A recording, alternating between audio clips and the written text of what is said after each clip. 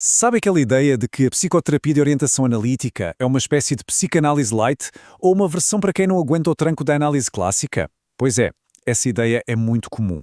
Mas, com base no livro Psicoterapia de Orientação Analítica, a gente vai ver que a história é bem mais interessante e complexa do que isso. Então, a grande questão que fica no ar é essa, né? Será que essa abordagem é só uma versão mais fraca, uma adaptação menos rigorosa da psicanálise? Muita gente pensa que sim, como se fosse uma opção para quem não pode fazer uma análise completa. Mas a verdade é que a prática clínica e a história dessa abordagem contam uma história bem diferente, e é isso que vamos investigar. Vamos começar por aí então. De onde é que veio essa ideia de uma psicanálise menor? E por que ela pegou tanto? Essa noção de que se trata de uma psicanálise menor é bem persistente. Ela carrega a ideia de que seria uma prática menos profunda, talvez menos séria. Só que, quando a gente olha de perto para a realidade da clínica, o que se descobre é um campo de trabalho muito mais sofisticado do que esse rótulo depreciativo sugere. E para entender de onde essa confusão toda começou, a gente precisa voltar um pouco no tempo. Mais especificamente, a gente precisa voltar a uma metáfora criada pelo próprio Freud. Olha só que interessante, o próprio Freud usou essa metáfora que ajudou a criar essa hierarquia. Para ele, a psicanálise clássica era ouro puro, o método mais nobre, o mais valioso.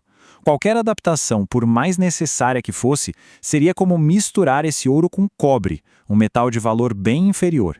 Essa visão, que coloca uma coisa acima da outra, acabou plantando a semente desse mal-entendido que a gente discute até hoje.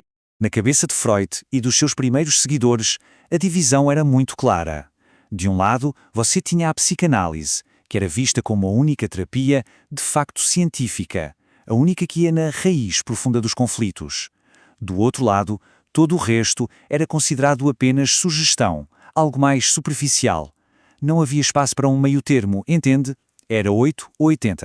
Acontece que a psicanálise não ficou parada no tempo. Lá na Europa do início do século XX, era um método pensado para um grupo bem específico de pacientes. Mas aí, quando ela atravessa o Atlântico e chega nos Estados Unidos, por volta das décadas de 30 a 50, a realidade era outra.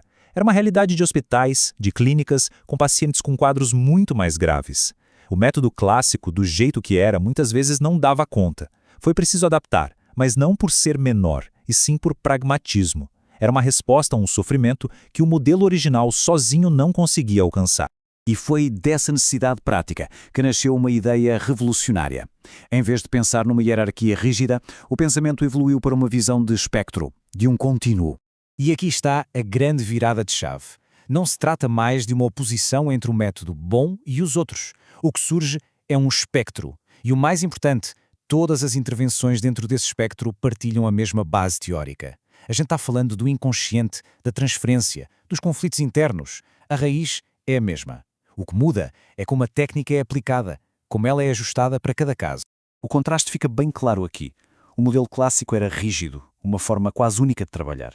Já o modelo de espectro é flexível, é adaptável. A pergunta muda radicalmente.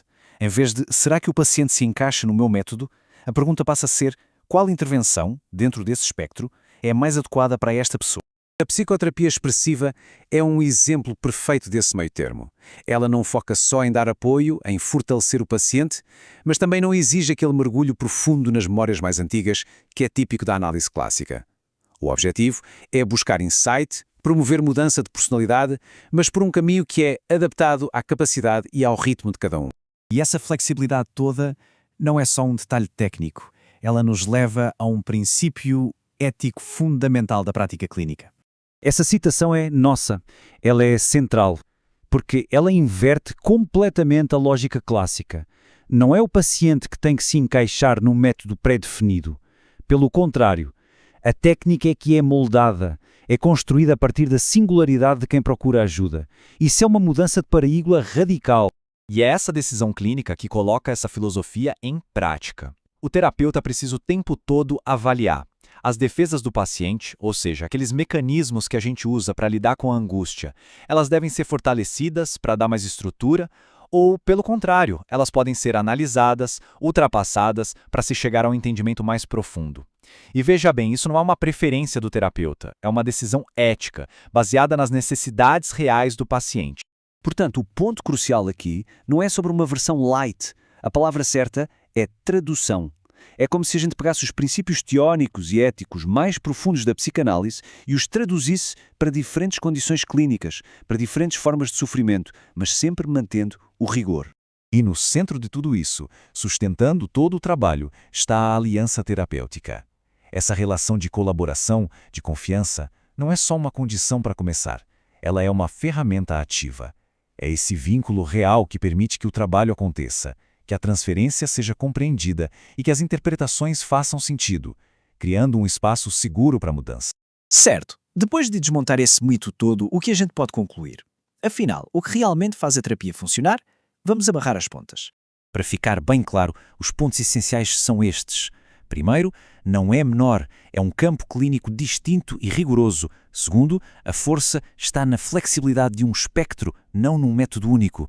Terceiro, o que guia tudo é uma ética que se adapta às necessidades reais de cada pessoa. E, por fim, a técnica não é imposta, ela é construída a partir do paciente. E essa citação final resume tudo de forma perfeita.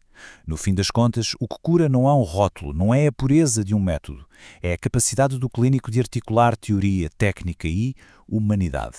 É essa integração que responde ao sofrimento que está ali na frente. E a gente termina com essa pergunta para reflexão. Se a chave da eficácia está justamente em adaptar o método à pessoa, talvez essa busca por uma única terapia que seja a melhor para todo mundo seja a pergunta errada. Talvez a questão mais importante seja sempre: qual é a melhor terapia deste exato momento para esta pessoa?